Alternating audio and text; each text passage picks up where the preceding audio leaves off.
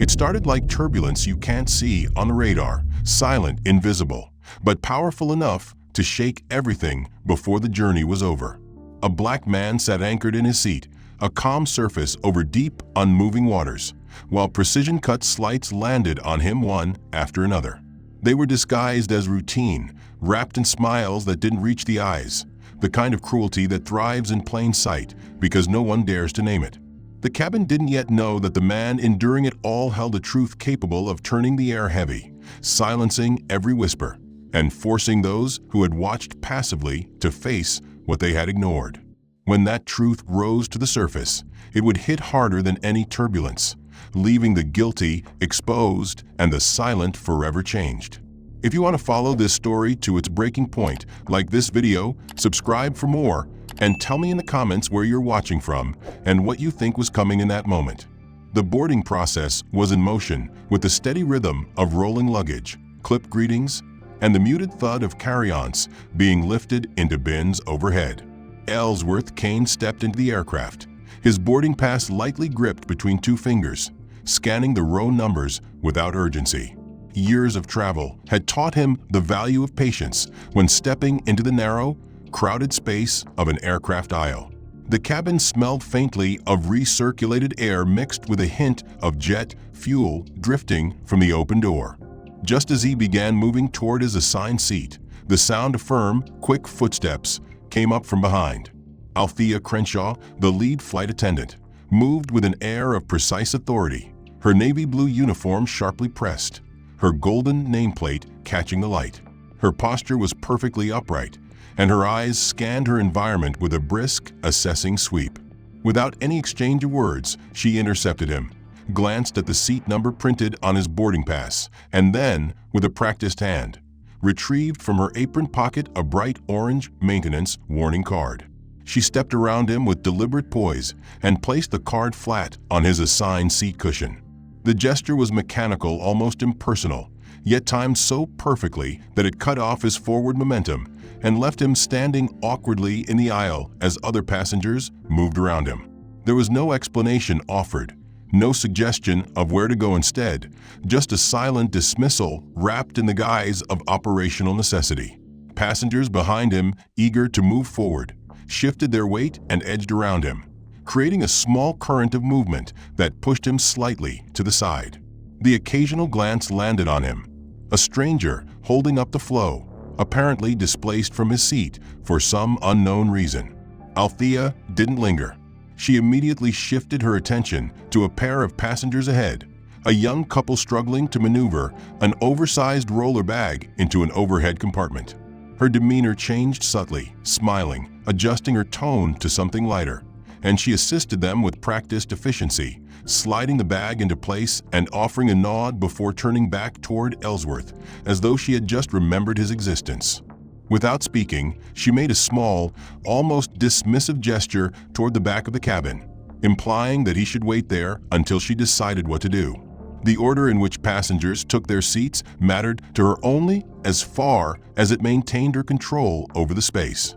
Ellsworth remained still for a moment, shifting the weight of his carry-on bag, then moved toward the area she had indicated, careful not to bump into anyone. The minutes ticked by as more passengers filled the plane, the aisle narrowing with each rolling bag and winter coat.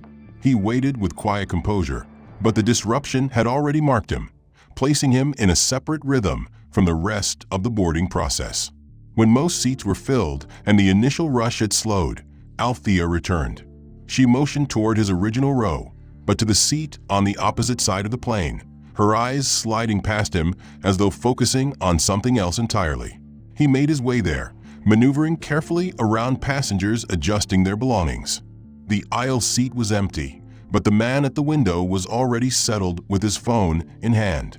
Ellsworth paused just long enough to glance upward at the bin above his row before lifting his carry-on. In that moment, Althea appeared again at his side. With a deliberate, fluid motion, she reached over, disengaged the latch, and rotated the bin door so that it opened toward the opposite aisle. It was a subtle action, but on this aircraft model, the bins could pivot to accommodate either side. By choosing to reverse it now, She made it physically awkward for him to store his bag from his current position. It was a move that could easily be justified as operational adjustment, but it had been done right at the moment he needed access. The man by the window didn't look up, though Ellsworth noticed the brief flick of his eyes before returning to the glow of the screen. The passengers queued behind him began to press forward impatiently, narrowing the already limited space. Rather than force the issue and block the aisle, Ellsworth stepped back, allowing others to pass. He attempted to angle his bag into the bin from an awkward side reach, but the reverse door made the effort clumsy and ineffective. Most of the nearby bins were already full, coats and handbags stuffed to capacity. With no other option, he began walking toward the back of the aircraft, weaving through the still-moving stream of passengers. Each step carried the faint vibration of the aircraft's engines warming in the distance, a low, steady hum beneath the noise of boarding. He eventually found an open bin several rows away and slid his carry-on inside, securing it among a stack of smaller bags. The inconvenience would mean doubling back when it was time to retrieve it, but at least it was stored safely. Returning to his seat, he passed Althea once more. She didn't acknowledge him, her attention fixed on a clipboard in her hands as she verified seat assignments and exchanged brief words with other passengers. Ellsworth sat down quietly, adjusting his belt with deliberate calm. Through the small oval window, he could see ground crew members in reflective vests loading cargo into the plane's lower hold, their movements efficient and purposeful. Inside the cabin, the ambient sound shifted to a subdued murmur as the last passenger settled. The faint scent of coffee from the galley mixed with the ever-present odor of air conditioning. Ellsworth knew from experience that small inconveniences could sometimes be nothing more than the product of a hectic boarding process. But there had been an intentional rhythm to what had just happened. No overt rudeness, nothing that could be directly challenged, yet deliberate enough that the message was clear. The maintenance card on his seat had been a calculated interruption. The reversal of the bin door had been a precise choice. Together, they formed the opening notes of something larger, a quiet assertion of control disguised as procedural necessity. He glanced down the aisle, watching as Althea adjusted the angle of a passenger's seatbelt and placed a pillow neatly on another's lap, her hands moving with the smooth confidence of someone accustomed to owning the space they worked in. Ellsworth didn't break his calm expression, but deep down, a faint sense of unease took root. Ellsworth sat quietly, his hands folded loosely in his lap, aware of the subtle glances still lingering from the minor spectacle during boarding. Althea moved down the aisle with a silver tray of neatly folded warm towels, steam gently rising from them in the cool, filtered air of the cabin. She served each passenger with the same mechanical politeness, leaning in slightly, placing the fresh white towel on the tray table with a smooth, practiced motion, and offering a courteous nod before moving to the next. Yet when she reached Ellsworth's row, the shift in treatment was so slight it would be invisible to anyone not looking for it. She selected from the bottom of the stack a towel whose once white cotton had dulled into an off-gray shade, edges frayed from too many washes, fabric thin and crumpled, as though it had been handled roughly before ever reaching him. Without breaking stride, she set it down on his tray table, the limp fabric landing with less weight than the others, and immediately stepped to the next passenger without acknowledgement. The contrast was stark to Ellsworth, not because the towel itself mattered. He had no use for it, but because it was another calculated choice. She had dozens of pristine options, yet had chosen that one for him. He reached for it slowly, feeling the worn texture beneath his fingers, then folded it neatly and set it aside without using it, unwilling to give her the satisfaction of a visible reaction. The aisle was alive with small movements, passengers adjusting seatbacks, flipping through safety cards, or slipping headphones over their ears. A few rows ahead, Althea now carried a small leather-bound folder filled with newspapers and glossy airline magazines. Her presentation to others was consistent. She would pause at each seat, hold the folder open so passengers could choose, and offer a brief smile as they made their selection. As she approached his row, she slowed, angled the folder so the contents faced him. But instead of the airline's official magazine or one of the national newspapers, She reached into the side pocket of the folder and produced a single folded advertising flyer. It was thin, printed on cheap paper, its edges slightly bent, the bold colors promoting a local rental car company. She placed it lightly on his armrest, just inside his reach, without asking if he wanted anything else. Then she moved on, offering the passenger beside him a full selection of reading materials before resuming her smooth pace down the aisle. Ellsworth glanced at the flyer briefly before sliding it under the corner of his tray table. It wasn't the reading he'd choose, and they both knew it. The hum of the engines deepened as the plane aligned with the runway, the sudden push of acceleration pressing passengers back into their seats. Through the window, the landscape blurred, then gave way to an open expanse of sky. As the aircraft climbed, cabin service shifted from boarding to in-flight routines, and Althea's movements became more purposeful. Ellsworth observed her in the reflection of the window as she continued down the aisle, her interactions with others marked by a warm efficiency absent from her dealings with him. The subtle exclusion was unmistakable now, not enough to spark confrontation, but precise enough to remind him of a boarding slight. Above, the overhead bins rattled softly as the plane adjusted altitude, settling into a smoother climb. The seatbelt sign remained lit, and passengers settled in for the first leg of the journey. A few rows ahead, laughter bubbled from a small group of travelers, their voices a sharp contrast to the measured quiet around Ellsworth. He kept his focus on the clouds streaking past outside, his posture relaxed, his expression neutral. It was not the first time he had encountered such treatment, and experience had taught him that patience often yielded the sharpest form of resistance. Althea returned with a small waste bag, moving briskly from row to row, collecting used towels and discarded wrappers from passengers who had already unwrapped snacks or unfolded their in-flight blankets. When she reached Ellsworth's row, she stopped just long enough for him to drop the untouched towel into the bag, her eyes skimming past him as though he wasn't worth the pause. Her pace never faltered, and in seconds she was moving forward again, engaging warmly with the next passenger. The sequence of her actions was so consistent, so deliberate, that each one layered upon the last, creating an unspoken hierarchy in which Ellsworth was meant to occupy the lowest rung. The flyer on his armrest remained where he had slid it, the faintest corner sticking out as a quiet reminder of the message she wanted him to receive. Yet beneath the stillness of his demeanor, he was cataloging each move, every micro-decision, every calculated gesture. He understood patterns, and hers was becoming clear.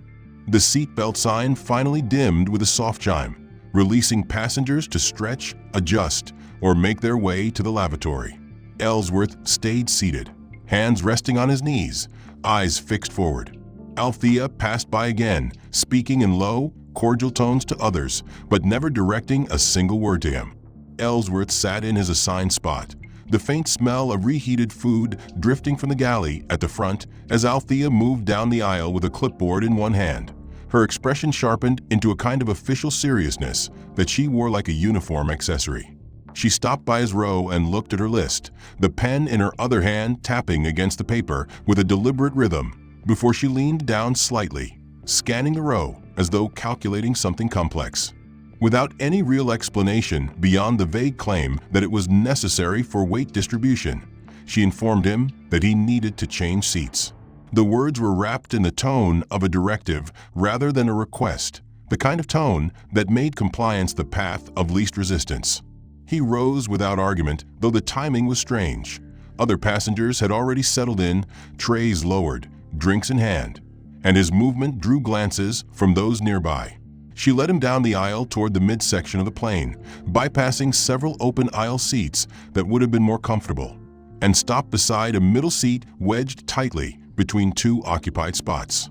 One passenger was a tall, broad-shouldered man whose frame spilled slightly into the center space.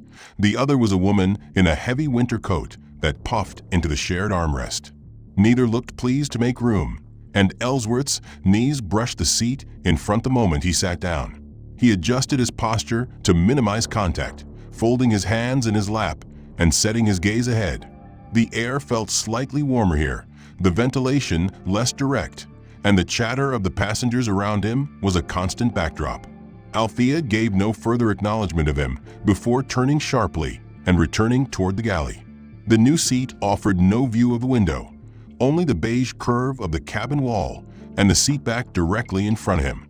The in-flight service had begun, the scent of warm bread rolls mingling with the sharper notes of coffee brewing. From his position, Ellsworth could see the service cart making its way down the opposite aisle, guided by Althea herself, her movements brisk and precise. She served each row efficiently, placing trays down with a kind of clipped grace, her expression neutral but attentive when interacting with others. As she neared his row, he noticed that her pace slowed slightly. The cart stopped at the row directly ahead of him, and she handed out trays with swift, fluid motions before moving forward to his row. She placed the meals for the passengers on either side of him, sliding the trays neatly onto their lower tables. Then, without so much as a glance in his direction, she pushed the cart forward to serve the next row, his tray still resting on the upper surface in plain view, the foil lid glinting faintly under the overhead lights. The smell of the entree, roasted chicken with a side of vegetables, was close enough to taste, yet remained just out of reach. The passenger on his right began to eat, the scrape of a fork against the plastic tray breaking the hum of background noise, while the passenger on his left unfolded a napkin and unwrapped a bread roll. Ellsworth sat motionless, his hands resting on his knees, his eyes following the cart as it rolled forward, his meal still riding along, untouched. 10 minutes passed in measured increments, the delay both deliberate and symbolic. She made a slow loop to serve beverages, stopping at each row with patient attentiveness, speaking to passengers, leaning in to listen to their requests. All the while, his tray remained on the cart untouched, a silent display of withheld service. Eventually, she returned, her expression unchanged, and placed it in front of him with the same practiced neutrality she had shown to everyone else. But the message was clear. He had been made to wait. The food was cooler now, the steam having faded to nothing, the vegetables limp from sitting too long under the thin film of foil. He removed the cover without comment and began eating slowly, his movements calm, deliberate. The passengers beside him were already halfway through their meals, the timing creating an unspoken isolation even in the cramped space they shared. The clink of cutlery and low murmur of conversation filled the air, but for Ellsworth, the moment was silent except for the sound of his own measured bites. Althea passed by again to collect empty cups and wrappers from others, her steps measured, her eyes never once meeting his. The sense of pattern in her actions had solidified. Every choice so far had been small enough to dismiss individually, but together they formed a chain of calculated inconveniences. The cramped seat, the deliberate delay, the public nature of the withholding. Each had its own sting, but their accumulation carried more weight. The cabin lighting dimmed slightly as the crew shifted to create a calmer atmosphere for the meal service. Overhead, the air vents hummed softly, the climate shifting from the cool boarding temperature to a warmer, more comfortable setting. Ellsworth adjusted the angle of his seat back slightly, feeling the restriction of space as the passenger in front reclined just enough to press against his knees. He said nothing, simply placing his fork back on the tray and folding his napkin before finishing the remainder of his water. The cabin lights brightened slightly, signaling the transition into the mid-flight service period.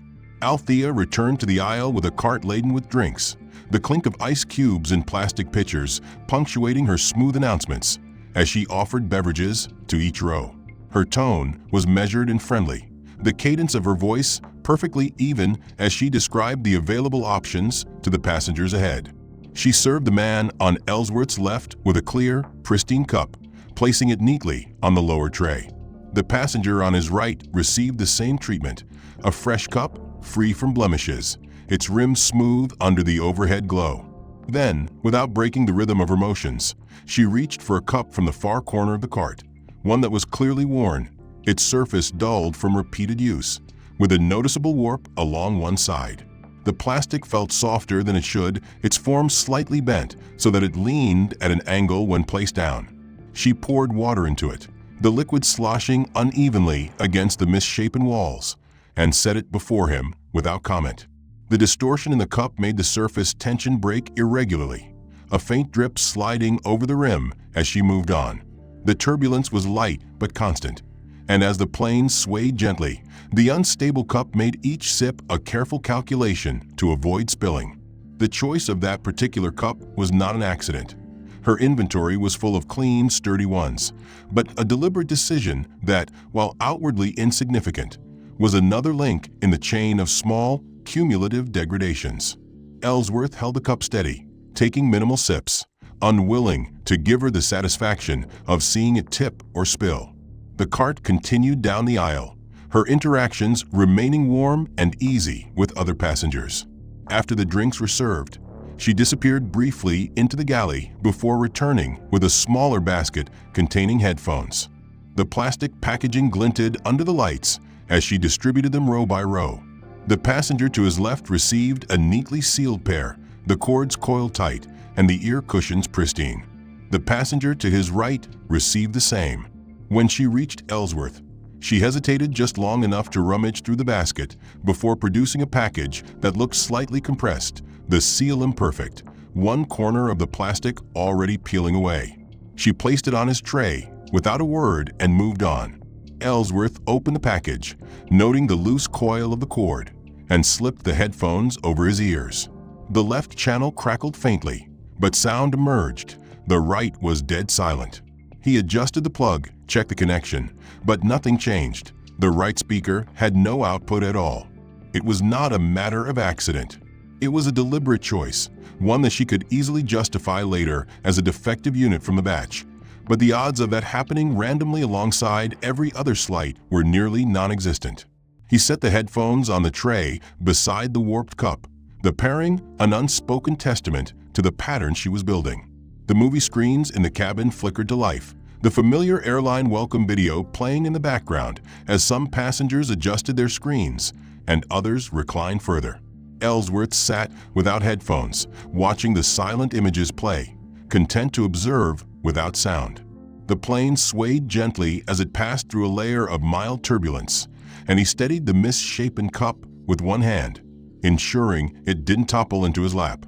The man to his left leaned back, sipping casually from his drink, oblivious to the way Ellsworth's cup had to be kept under constant control. The woman to his right was absorbed in the in-flight entertainment, her pristine headphones delivering full stereo sound. The difference in their experiences was subtle but unmistakable, and Ellsworth knew that for those paying attention, the pattern was becoming harder to dismiss as coincidence. Althea made another pass through the aisle to check on passengers, offering refills to some and collecting empty cups from others. When she reached Ellsworth, she paused just long enough to glance at his cup, her eyes flicking to the drop of condensation running down the warp side. She didn't offer a refill, didn't ask if he needed a replacement, simply moved on with a faint lift of her chin. The hum of the engines filled the space she left behind, a low, steady presence that underscored the stillness of his composure. He had dealt with far worse in other settings, but here, confined to a narrow seat between strangers, every calculated slight carried a heavier weight. It was not about the cup or the headphones. It was about the deliberate creation of an environment in which he was made to feel lesser, without a single overt insult.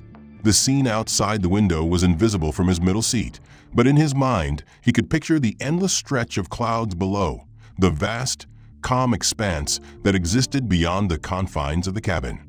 Inside, the space felt tighter with each small act, the air thicker with the weight of unspoken intent. Ellsworth remained motionless, his breathing steady, his gaze forward. He was cataloging everything, every detail that might later matter. Althea's pattern was as methodical as a checklist, each action small enough to pass under casual scrutiny, but deliberate enough to leave an impression. She thrived in the plausible deniability of these acts, knowing that if confronted, she could easily frame them as random mishaps or operational necessity. But he knew better, and he had no intention of reacting prematurely. The cup sat on the tray, half full, condensation pooling in the shallow grooves created by the warped surface. The air in the cabin was comfortable for most passengers, but gradually, almost imperceptibly, he began to notice a chill creeping into his section. It was subtle at first, a faint draft spilling from the overhead vent, cooling the space around him just enough to raise goosebumps on his forearms. The passengers on either side of him remained unaffected, their vents angled away or delivering only a gentle breeze, while his own vent sent a concentrated stream of cold air downward. Adjusting the vent offered no relief. No matter how he turned it, the temperature remained low, the airflow persistent. The cold seeped into his muscles, tightening them, making the cramped seat even less forgiving.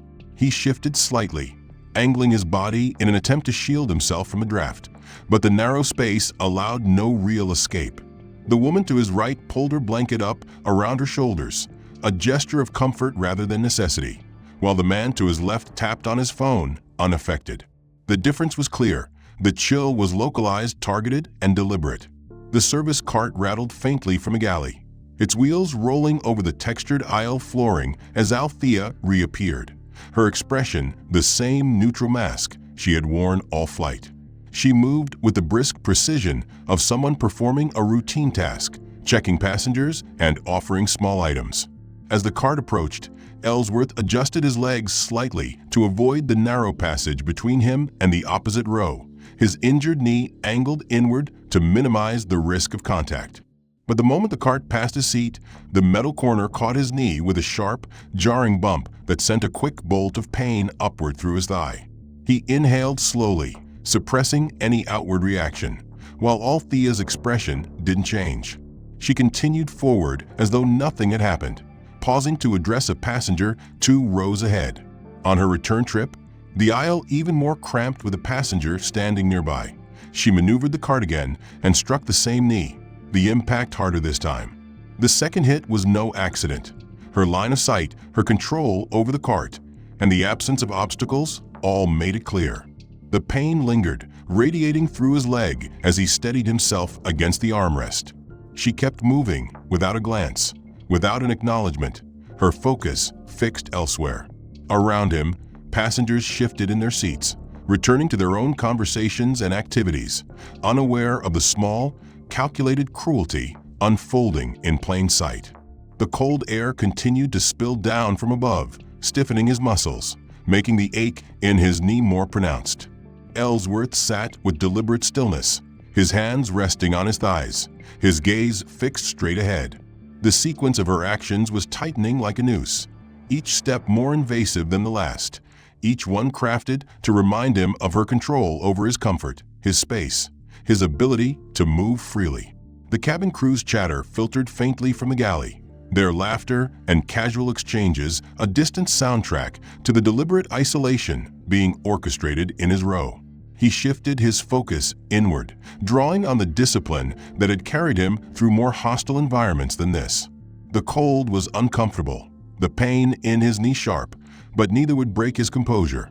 The more she pushed, the more resolved he became to let her pattern fully reveal itself. Outside the windowless wall beside him, he imagined the aircraft slicing cleanly through the cold blue sky, the vast openness of the atmosphere a stark contrast to the tight, controlled environment inside. Every breath of frigid air from the vent, every deliberate jolt of the cart, was another piece of a growing puzzle, one he was content to assemble silently for now. Althea passed once more without stopping, her pace steady, her posture upright, her attention fixed on passengers ahead.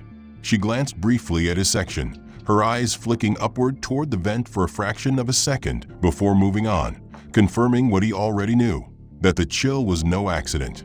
The hum of the engines was steady, the motion of the plane smooth, yet the atmosphere around his seat felt tight, constricted, as though Althea had drawn an invisible boundary around him that she crossed only to deliver the next calculated insult.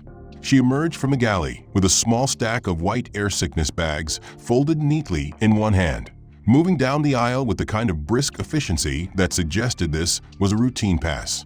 She paused occasionally to replace bags in the seatback pockets where they had been used or removed, her movements quick and controlled. When she reached Ellsworth's row, she didn't inspect the pocket or ask whether anything was missing.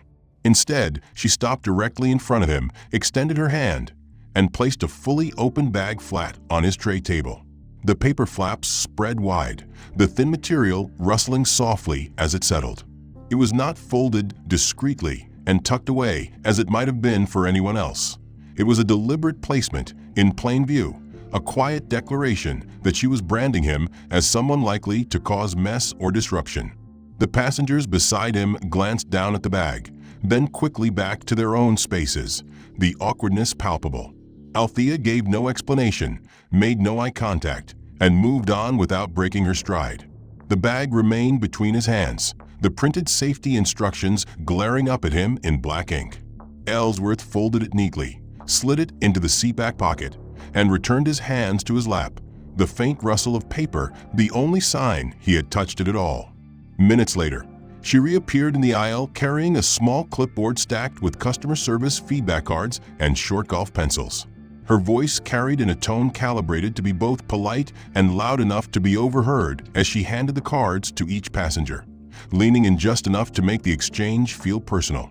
The man on Ellsworth's left received his card with a light tap on the armrest and a warm, "We value your opinion." The woman on his right was given the same treatment, along with an encouraging smile. Then Althea stepped to Ellsworth's spot, her hand hovering briefly over the stack of cards before she moved past him entirely. The motion was unmistakable. She had skipped him on purpose. Without breaking the flow of her movements, she spoke over his shoulder to a passenger in the row behind. Her voice raised slightly so it carried to the seats around them. "Some people don't need one of these." The words were sharp in their implication, wrapped in just enough ambiguity to avoid being outright insubordination, but clear enough for anyone listening to interpret them as a judgment.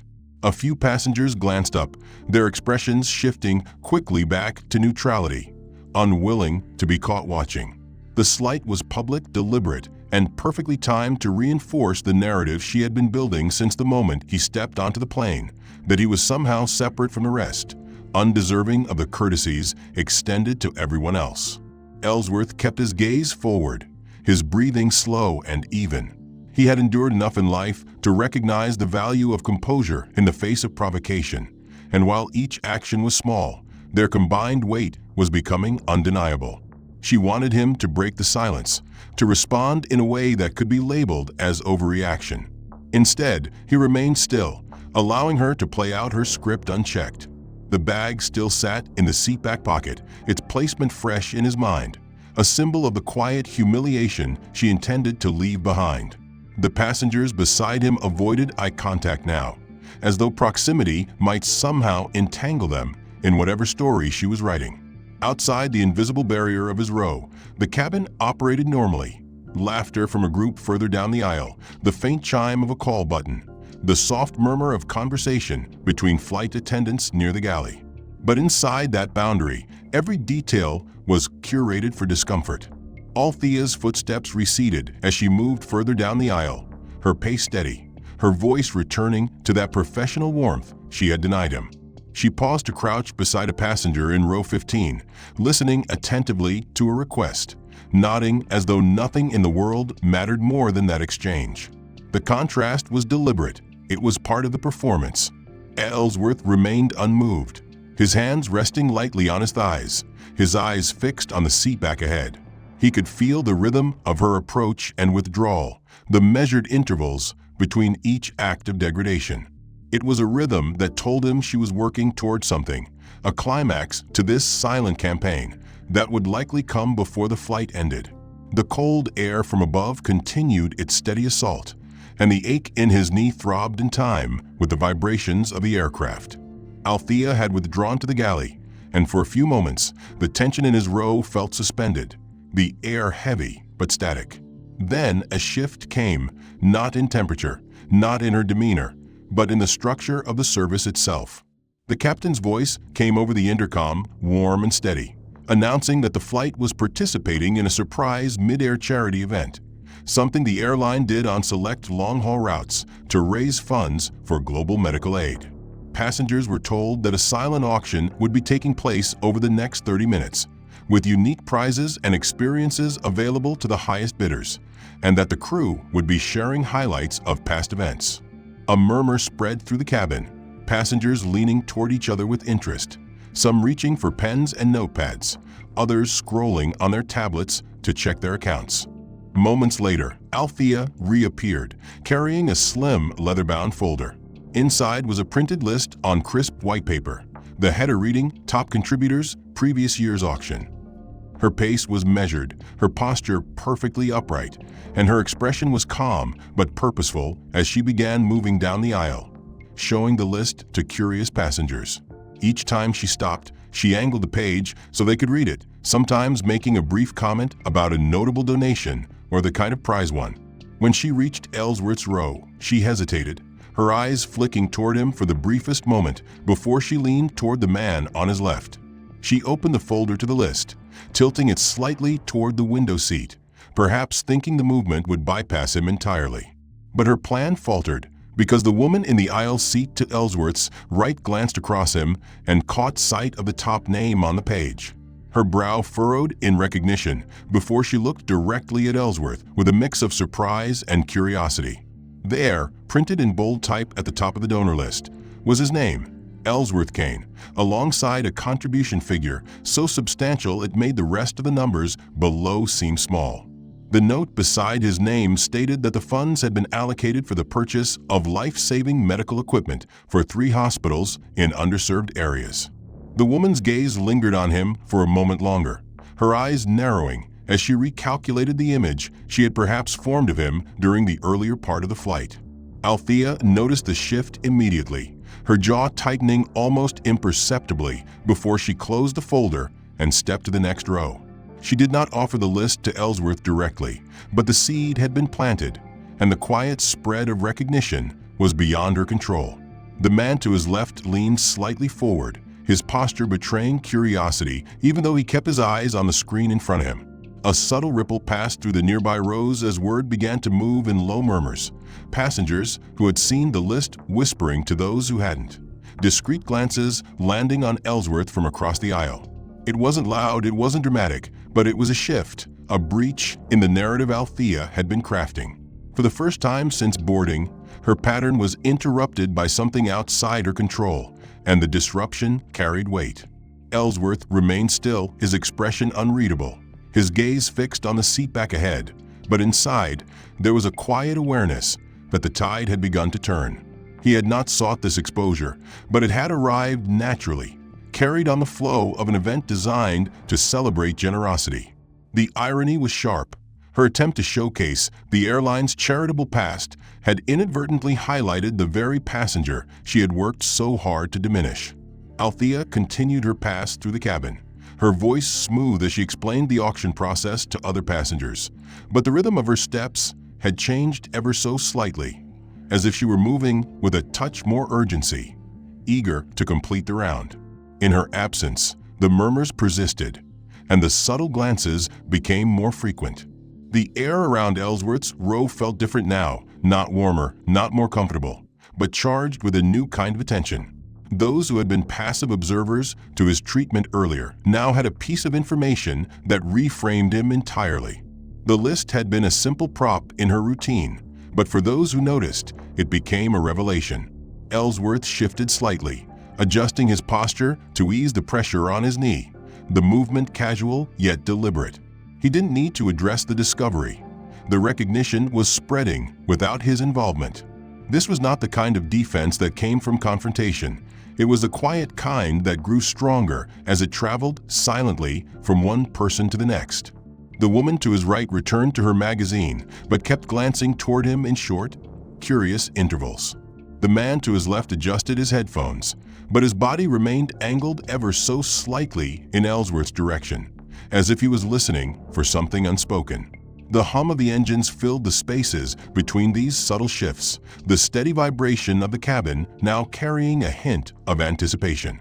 The captain's voice returned over the intercom, this time introducing a short video segment the airline had prepared to showcase their long-standing partnerships with key contributors to the aviation community, part of the charity auction's tradition of celebrating the people who made such events possible.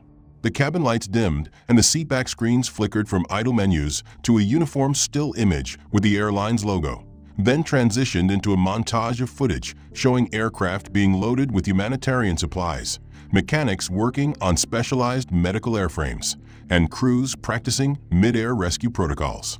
The narration was warm, professional, and designed to inspire pride. Althea moved briskly through the aisle as the video began, checking seatbelts and offering small adjustments to screens. Her expression calm, but her movements a touch too quick. The footage shifted to a ribbon-cutting ceremony at a gleaming facility surrounded by 2 rescue helicopters and a small crowd of people in formal attire.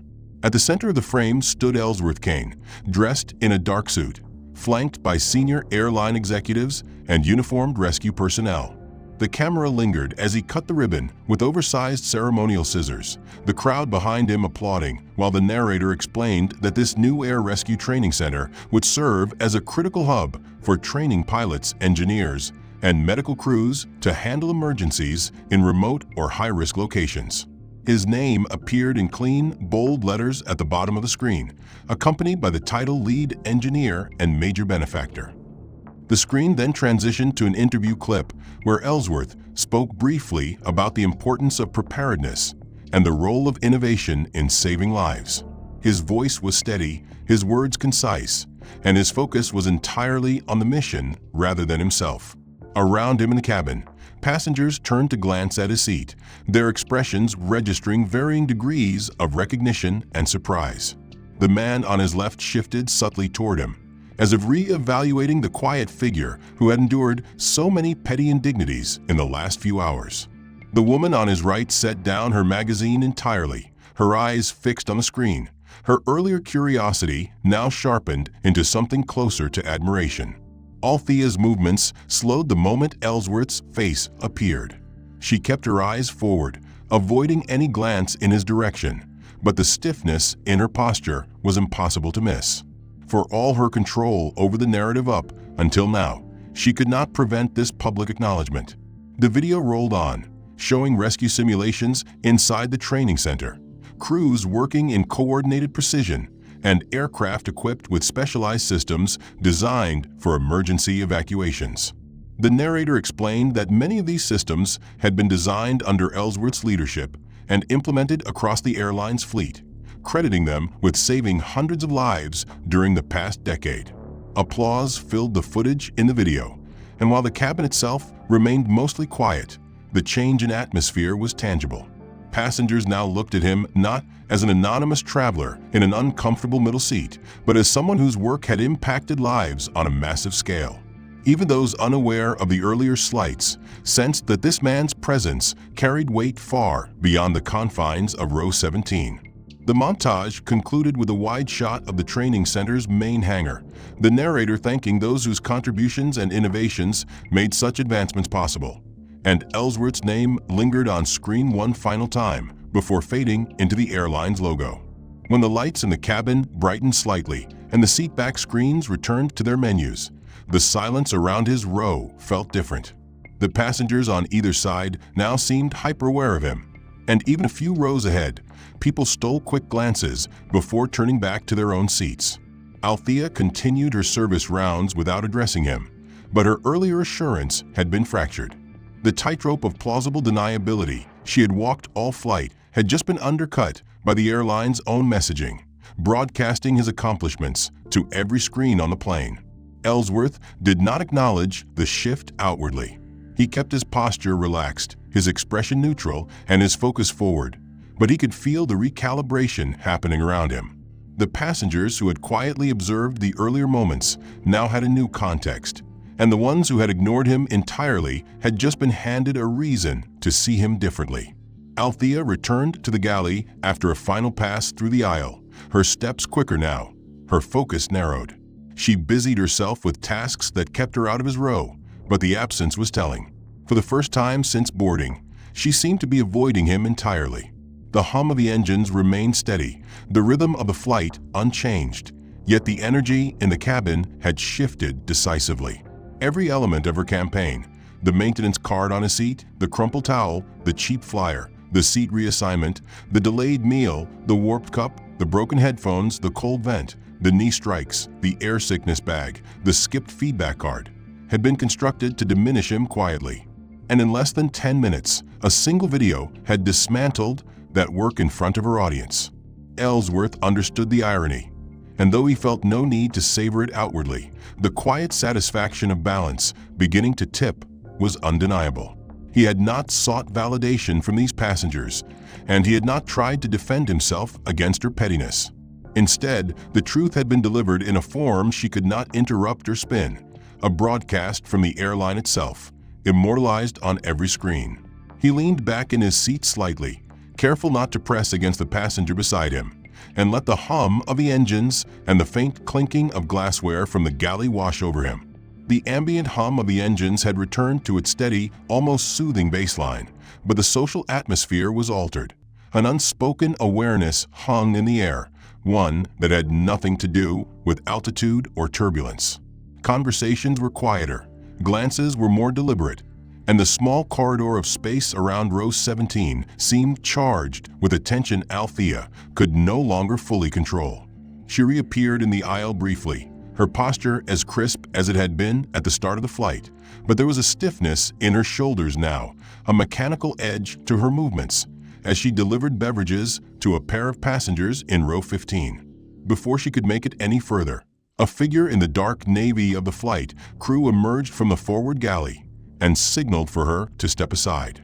The exchange was quiet but unmistakable, their heads inclined toward each other, the flight crew member speaking in a tone low enough not to be heard yet firm enough to freeze her mid-step. She glanced once toward the rear of the plane, then toward the forward galley, her lips pressing into a thin line before she gave a curt nod and followed him toward the back.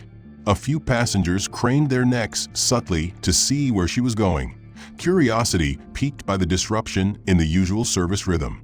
The curtain at the rear galley swayed briefly as they disappeared behind it. Ellsworth remained still, his hands resting loosely on his thighs, his face a mask of calm observation. The removal was quiet, discreet in execution, but loud in implication. Someone had noticed, someone in authority had made a decision, and that decision had put distance between Althea and the passengers she had been serving. Time passed in measured increments, long enough for the initial ripple of curiosity among passengers to settle into a subdued murmur. Then a different attendant, a younger woman with a composed demeanor, appeared in the aisle with a folded blanket over one arm and a tray balanced carefully in her hands. She stopped at Ellsworth's row, offered a respectful nod without preamble, and lowered the tray onto his table. The meal was fresh, steam curling upward in the cool air of the cabin, the plating neat and intact as though it had come directly from the galley's first batch rather than being pulled from whatever remnants were left. She then unfolded the blanket with a deliberate smoothness, shaking it out just enough to let it fall over his lap without fanfare. The passengers nearby were watching now, their attention drawn by the contrast in service compared to earlier in the flight. The gesture was a quiet acknowledgement, not just of the previous mistreatment, but of the visible change in status. The airline's choice to address the matter in real time, in front of witnesses. The attendant's tone was calm, her words minimal as she asked if he needed anything else. Her gaze steady but respectful. Ellsworth shook his head slightly, offering a polite thank you, without altering his composure. She gave a small nod, collected the empty tray from the passenger beside him, and moved down the aisle with the same even pace she had used to approach. The hot meal's aroma cut through the faint metallic tang of the cabin air, and as Ellsworth picked up the utensils, he felt, not satisfaction, exactly, but the shift of weight in the balance of this flight. This was not vindication, it was correction, a public countermeasure to the private degradations he had endured since boarding. Across the aisle, a man leaned back to glance briefly at him before returning to his book, his expression somewhere between curiosity and a quiet acknowledgement. 2 rows ahead, the woman who had first noticed his name on the charity donor list shifted in her seat to get a clearer look at the meal being served, her brows lifting slightly as though to confirm to herself that what she was seeing was indeed an intentional gesture. The replacement attendant returned twice more in the next 20 minutes, once to refill his glass with cold water, and again to offer a selection of desserts without waiting for him to ask. Each visit was brief, professional, and free of the thinly veiled condescension that had marked every one of Althea's interactions with him. The difference was stark enough that anyone who had been paying attention earlier would notice it immediately. The air felt subtly warmer now, whether from the reduction in the cold draft above or simply the absence of her presence in his row. The ache in his knee persisted, but it was dulled by the blanket's weight and the comfort of sitting without the anticipation of her next flight. Ellsworth ate at a steady pace, his posture relaxed but deliberate, his attention occasionally drifting to the aisle in front of him where the younger attendant moved with practiced ease, handling passengers' needs with quiet efficiency. There was no apology spoken aloud, not from her, not from anyone else, but the action was enough. In an environment built on the careful management of perception, action spoke louder than any direct admission. After landing, the airline issued a public statement apologizing, announced Althea's termination, and funded an aviation engineering scholarship in Ellsworth Kane's name. The incident was added to the airline's official crew training materials as a prime example of respect and fairness, shown during all new staff orientations. The rest of the flight passed without further confrontation, the steady service from the replacement attendant wrapping the final hours in a professionalism that had been absent for most of the journey. Ellsworth remained composed, speaking little, interacting only when necessary, and allowing the hum of the engines and the muted rhythm of the cabin to fill the space around him. Passengers, who had earlier been silent observers, now held an unspoken awareness of the events, their occasional glances carrying a subtle acknowledgement. When the wheels touched the runway and the familiar reverse thrust rumbled through the cabin, there was a collective exhale, the kind of silent release that marked the end of an intense shared experience. As the aircraft taxied toward the gate, the crew made standard announcements, their voices warm and steady, the earlier tension now buried beneath routine. But for those who had seen, the memory of the flight would remain intact. The seatbelt sign went off with a chime, and passengers began the slow process of gathering their belongings, the aisle filling with bodies and luggage straps and the metallic clicks of overhead latches. Ellsworth waited, letting the rush move past him, retrieving his carry-on from the bin he had been forced to use at boarding. As he stepped into the aisle, the replacement attendant offered a polite nod and a quiet thank you for flying, the sincerity in her tone notable for its absence earlier in the day. There was no sign of Althea. The jet bridge smelled faintly of industrial cleaner and cool air from the terminal, a contrast to the compressed atmosphere of the cabin. Ellsworth walked steadily into the terminal, his stride even, his gaze forward, disappearing into the current of travelers without looking back. For most passengers, the story might have ended there, fading into the blur of countless flights. But the events of that day did not vanish once the door closed. In the hours following arrival, quiet conversations among certain passengers reached the attention of airline management. Accounts were consistent, details aligning too closely to dismiss, and paired with the knowledge of who Ellsworth Kane actually was, they carried weight. By the next morning, the airline released a carefully worded statement acknowledging that a passenger on the previous day's flight had been subjected to conduct falling below the company standards. The statement named no individuals, but made clear that disciplinary action had been taken, that the employee in question was no longer with the airline, and that corrective measures were being implemented to prevent recurrence. While public relations phrased it in corporate tones, the reality behind closed doors was decisive. Althea's employment was terminated, her personnel file marked with the findings of the internal review, and her eligibility for rehire revoked. The airline took an additional step that was not typical in such matters, one clearly influenced by the circumstances and by Ellsworth's standing in the aviation community. They announced the establishment of the Ellsworth Kane Aviation Engineering Scholarship, designed to support students pursuing careers in aerospace innovation, particularly those whose work focused on safety systems and humanitarian applications. The press release framed the scholarship as both a tribute to his contributions and a reaffirmation of the company's commitment to the values his work embodied. The move drew positive coverage, the narrative shifting from an incident of misconduct to an example of accountability and restitution. Internally, the airline's training division moved quickly to incorporate a case study based on the flight into its onboarding curriculum. Without naming names, the scenario outlined the importance of equitable treatment for all passengers, the dangers of subtle discrimination, and the responsibility crew members have to uphold the dignity of those in their care. The training material included a dramatized reenactment of certain moments from a flight, sanitized for confidentiality but unmistakable in essence, followed by a facilitated discussion on the impact such actions could have not only on the targeted passenger, but on the perception of the airline as a whole. Ellsworth did not attend the announcement ceremony for the scholarship. His involvement was limited to approving the use of his name and providing a brief written statement about the importance of respect as a foundational principle in aviation, a value as critical as engineering precision or safety protocols. He did not mention the flight, did not reference Althea, and did not dwell on the events that had prompted this outcome. For him, the matter was not about public vindication, but about ensuring that something constructive emerged from a situation rooted in quiet cruelty. In the weeks that followed, he returned to his work, his schedule as full as ever, but word of the incident continued to circulate within industry circles. Some saw it as a cautionary tale, others as a reminder that reputation can alter the trajectory of a story. The end. If you've been following this story all the way to the end, I'd like to hear what you think. Did the way events unfolded surprise you? Or did you see the turning point coming from the moment Ellsworth boarded that plane? I'm curious where you're watching from and how you think you would have handled being in his place. If you want more stories that dig deep into moments of injustice and turn them into something meaningful, make sure to subscribe so you don't miss what's coming next.